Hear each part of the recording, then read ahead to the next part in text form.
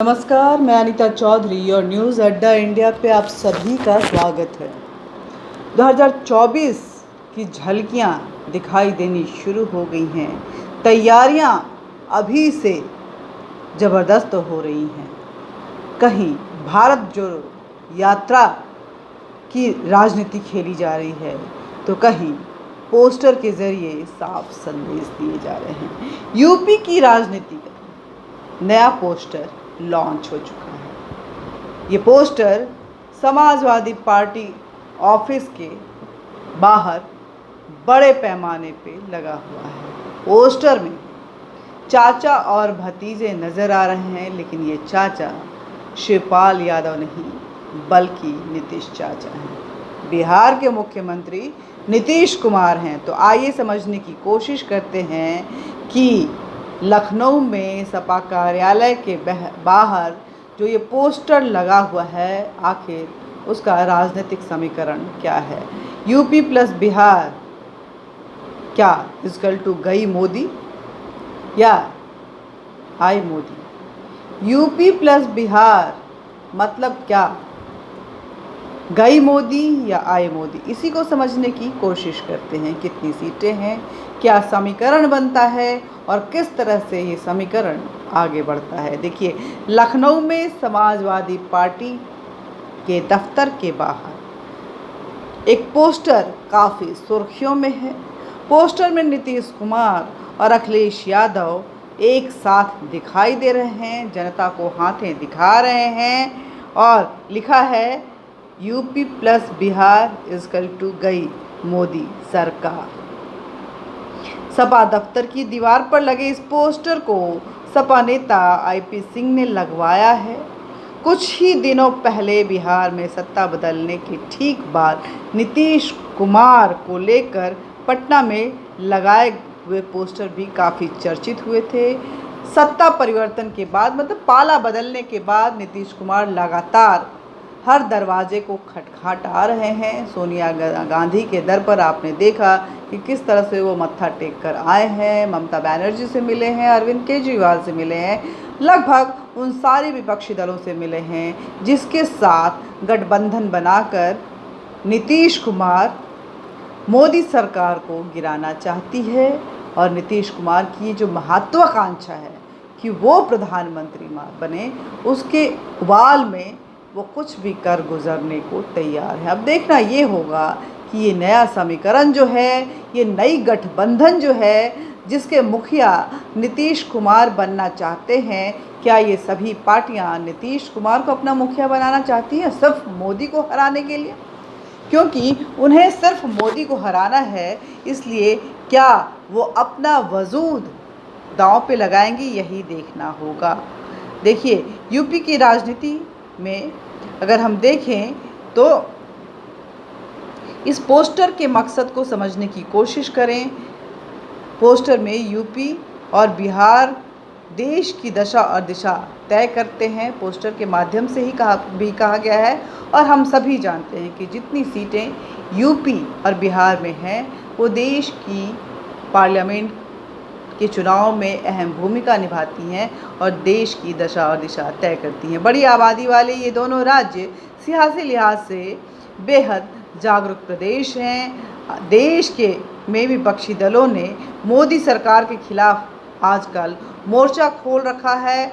यह मोर्चा मोदी सरकार को जड़ से उखाड़ फेंकेगा, ये देखना होगा। क्योंकि एक तरफ राहुल गांधी भारत तोड़ो गैंग के साथ, टुकड़े टुकड़े गैंग के साथ भारत जोड़ो यात्रा कर रहे हैं, तो वहीं दूसरी तरफ नीतीश कुमार घर घर घूमकर अपने लिए समर्थन मांग रहे हैं, पोस्टर्स लगवा रहे हैं। क्या है अखिलेश यादव का, इसको समझना बेहद जरूरी है। क्या है अखिलेश यादव नीतीश कुमार का ये रिश्ता, और क्या अखिलेश यादव नीतीश के मोर्चे के साथ हैं, ये बेहद अहम सवाल है। इस सवाल के जवाब में अगर हम ढूंढने की कोशिश करें तो इस बार चुनाव मोदी सरकार को सत्ता से हटाने के लिए हो रहा है। सभी विपक्षी दलों के साथ मिलकर इन्हें सत्ता से बेदखल करना होगा, ऐसा सभी विपक्षी पार्टियों का मानना भी है। सपा दफ्तर के बाहर इस पोस्टर के लगने से और ये मैसेज और भी साफ तरीके से दिया जा रहा है। यह सवाल अखिलेश की भूमिका को लेकर भी है। आज से 3 दिन पहले यानी 7 सितंबर को नीतीश कुमार ने दिल्ली में मुलायम सिंह यादव और अखिलेश यादव से मुलाकात की थी। तब बिहार के मुख्यमंत्री नीतीश कुमार ने कहा था अखिलेश यूपी का नेतृत्व करेंगे और ये भी था कि हम सभी का टारगेट एक ही है। 7 सितंबर को नीतीश कुमार ने मेदांता में भर्ती मुलायम सिंह यादव को देखने जब पहुंचे थे, उससे पहले ही अखिलेश यादव भी मेदांता पहुंच चुके थे। अस्पताल में नीतीश ने मुलायम का हाल जाना, वहीं नीतीश और अखिलेश में बातचीत भी हुई। इस मुलाकात के बाद नीतीश कुमार ने मीडिया से बात की। उन्होंने कहा कि मुलायम सिंह यादव की तबीयत बेहद ख़राब थी, इसीलिए देखने आए थे। हम लोगों का लक्ष्य एक ही है, सभी को मिलकर आगे बढ़ना है, टारगेट हमारा एक ही है। अब समझते हैं कि बिहार और यूपी में लोकसभा की कुल कितनी सीटें हैं। तो बता दें कि दोनों प्रदेशों को मिला के लोकसभा की कुल 120 सीटें होती हैं। यूपी में 80 सीटें हैं और बिहार में 40 सीटें हैं।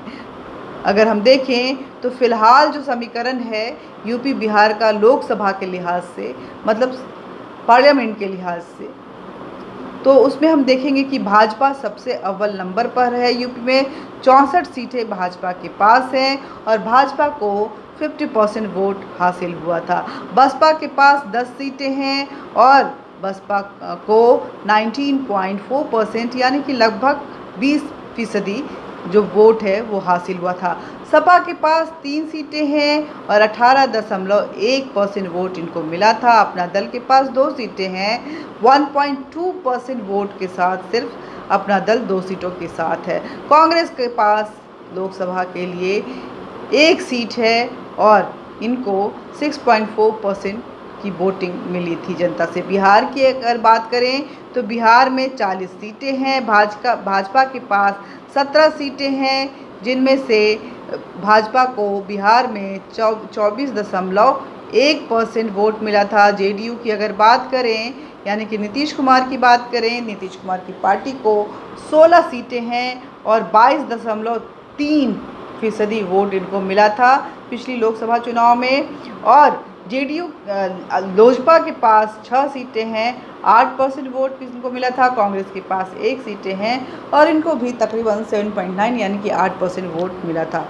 अखिलेश करेंगे यूपी का नेतृत्व, ये नीतीश कुमार ने कहा था। अखिलेश यादव से मुलाकात के बाद उनकी भूमिका को लेकर नीतीश कुमार ने ये स्पष्ट कर दिया था कि अखिलेश यादव यूपी का आगे का नेतृत्व करेंगे। वहीं इस बारे में अखिलेश से पूछा गया तो उन्होंने सिर्फ इतना कहा कि नीतीश कुमार की मुहिम में मैं उनके साथ हूं।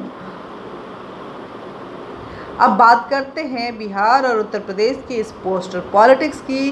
सीएम नीतीश कुमार ने भाजपा से अलग होने के बाद ही उन्होंने 2024 में विपक्ष का प्रधानमंत्री पद का उम्मीदवार बनाए जाने का दावा किया जा रहा है। ऐसी खबरें जो हैं चारों तरफ स्प्रेड की जा रही हैं। इस बीच 1 सितंबर को पटना में जेडीयू ने एक नया पोस्टर जारी किया था। इस पर लिखा, आश्वासन नहीं सुशासन प्रदेश में देखा, देश में देखेगा, और जुमला नहीं हकीकत। मतलब कहा गया था कि आश्वासन नहीं सुशासन प्रदेश में देखा, देश में दिखेगा कि किस तरह से सत्ता परिवर्तन होता है, और जुमला नहीं हकीकत। पटना में जेडीयू कार्यालय में इस पोस्टर के बाद सियासी गलियारों में नीतीश कुमार की 2024 में विपक्ष का पीएम उम्मीदवार होने की अटकलें जो हैं बेहद तेज हो गई थी। नीतीश और अखिलेश के साथ आने से क्या बदलेगी यूपी की सियासत?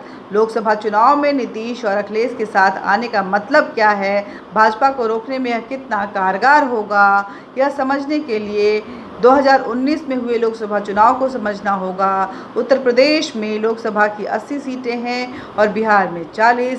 इस तरह से दोनों यूपी और बिहार को मिलाकर कुल 120 लोकसभा सीटें हैं। यूपी में भाजपा को 62 और सहयोगी दलों को 2 सीटों की जीत मिली थी पिछले 2019 के लोकसभा इलेक्शन में। इस प्रकार एनडीए 64 सीटें वहां पे जीती थी, जबकि बिहार में एनडीए ने 39 यानी कि 39 सीटें जीती थी। दोनों राज्यों में 120 में से एनडीए को 103 सीटें मिली थी। लेकिन उस वक्त में अगर हम देखें तो नीतीश कुमार भाजपा के साथ थे, तब उन्हें 39 सीटें मिली थी, क्योंकि भाजपा को अगर हम देखें तो 17 सीटें मिली थी लोकसभा चुनाव में और नीतीश कुमार को 16 सीटें मिली थी। तो इस तरह से अगर हम देखें तो लोजपा उस वक्त में बीजेपी के साथ थी और उसको भी 6 सीटें मिली थी। इस तरह से 39 सीटें बिहार में बीजेपी की गठबंधन वाली पार्टी को मिला था। यूपी में भाजपा बनाम अन्य होने जा रहा है, ये हम सभी जानते हैं। 2019 में भी ऐसा ही कुछ समीकरण रहा था। 2019 में ही लोकसभा चुनाव में यूपी में भाजपा ने अपना शानदार प्रदर्शन करते हुए 62 सीटों पर जीत हासिल की थी। वहीं उनकी सहयोगी अपना दल ने 2 सीटें मिली थी। दूसरी तरफ विपक्षी सपा बसपा रालोद का महागठबंधन सिर्फ 15 और कांग्रेस को 1 सीटें वहाँ पे मिल पाई थी। इतनी ही सीटों पे ये 3 सारी पार्टियां जो हैं सिमट गई थी। इस चुनाव में सपा के खाते में महज 5 सीटें आई थीं, जबकि बसपा को 10 सीटें मिली थी। इतना ही नहीं, वोट शेयर भी भाजपा का सभी सपा और बसपा से ज़्यादा था। चुनाव आयोग से मिले आंकड़ों के मुताबिक भाजपा को 49.6% वोट मिले थे और वही 4,58,57,221 वोट हासिल हुआ था। दूसरी ओर बसपा को 19.26 वोट शेयर मिला था, जिसमें से 1,66,58,917 वोट बसपा के खाते में गया था। सपा को 17.96% यानी कि लगभग 18% वोट मिला था और इसके साथ ही उनको 1,55,33,620 वोटें मिली थी। रालोद को 1.67% वोट शेयर मिला था और इसके साथ उन्हें 14,47,363 वोट मिले थे। वहीं कांग्रेस को 6.31% वोट शेयर था कांग्रेस का और कांग्रेस को 54,57,259 वोट हासिल हुए थे। अब समझते हैं यूपी के सियासी गणित को। यूपी में 2022 में हुए विधानसभा में भाजपा ने विपक्षी दलों से बड़ी बढ़त बनाई थी।